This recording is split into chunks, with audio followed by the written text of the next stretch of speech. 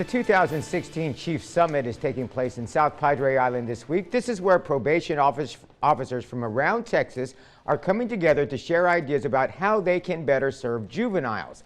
CBS 4's Tiffany Huertas found out how help services instead of incarceration are becoming a big role in changing a young adult's life.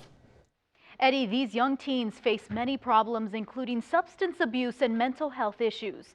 Now, providers tell us they need to continue working with the Juvenile Justice Department to give them the proper help they need.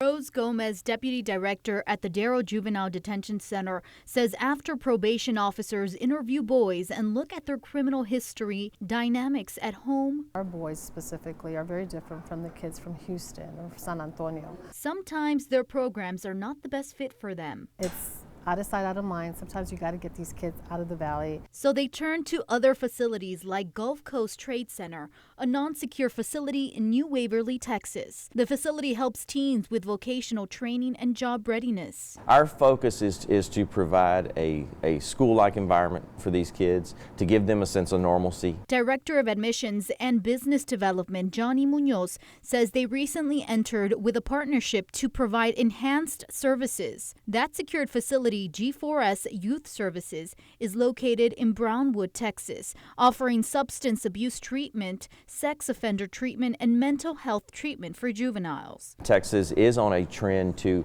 actually shrink their own programs and to work with more private providers. Munoz says their programs are unique because they continue supporting the juveniles even after they are released. The kids from the valley here, we do see a lot more drug activity, whether that be trafficking or drug abuse. Officials say there are many factors why teens are turning to crime, including not being exposed to new things. A lot of kids have never been outside of Alfurias because that's all they know is their barrio. They know their town, Brownsville or Harlingen or Ed Couch. But when you put them in a place like Houston and then you have other boys from other cities, towns, you have to make it work, and so it can be challenging.